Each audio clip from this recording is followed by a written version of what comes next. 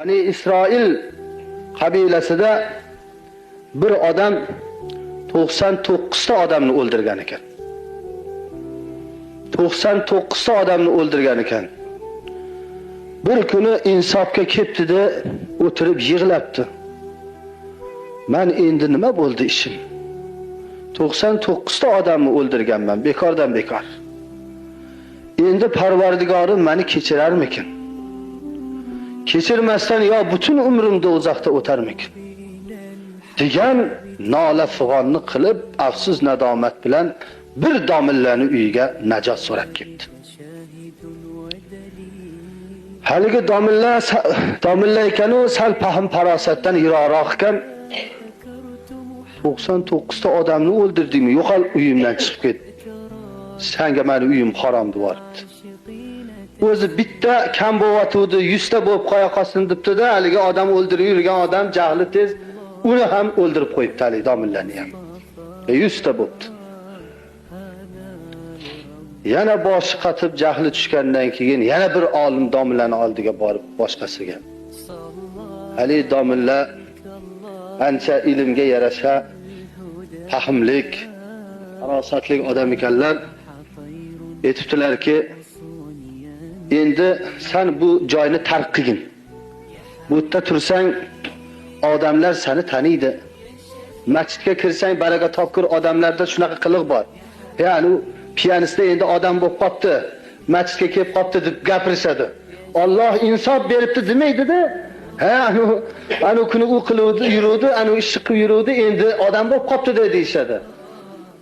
Yo'q, Allohning bandasining ishiga aralashmang. Allohning o'zi biladi har bir bandasining niyatini, qalbini. Alloh oldida balkim u yaxshiroqdir sizdan. Qayoqdan bilasiz siz? Hukm Allohga. Hukmni biz chiqazmaymiz. Birovni kofir qilib yo birovni dindan chiqazib yubormaymiz. Dindan chiqazish, kofir qilish Alloh taoloning qo'lida.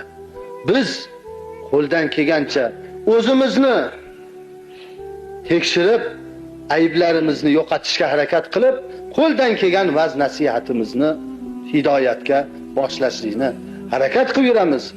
Lekin sen undoq odamsan, sen bundoq odamsan deb gapirmoqlikka hech kimning haqqi yo'q.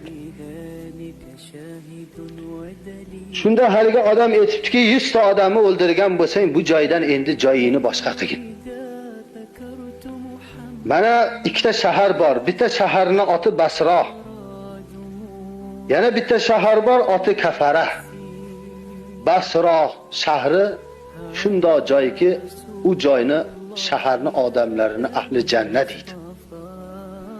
Kafara degan shahar bor, u shaharning odamlari nihoyatda munofiq, fisq fujur, ig'vogar. Sen u shaharga borib, ana adashib borib qolmagin, gunohingga gunoh qo'shiladi. Sen mana shu Basra degan shaharga qarab yo'l oldi. Haligi odam shu ahli jannatlar yashaydigan shaharga qarab yo'l oldi. Shaharga ozgina qolganda yo'lda jon berdi. Shunda malaikalar jasad qoladi. Malaikalar tushib ruhni bir ko'tarib arsh a'loga olib chiqishadi. Alloh subhanahu va taolo oldiga malaikalar ruhni olib kelishib, bu bandayni endi qaysi tomonga qo'yamiz? Shunda Alloh subhanahu va taolo aytdilarki, qaysi shaharga yaqin? Ahli jannatlar shahriga yaqin. Ana o'shalarning nimasidan qivaruringlar degan ekanlar Alloh taolo. Kimki Alloh kechirmaydi, tamom sen endi odamgarchilikdan, mo'minchilikdan chiqib ketibsan debdimi, o'zi katta xatoga yo'l qo'ygan bo'ladi.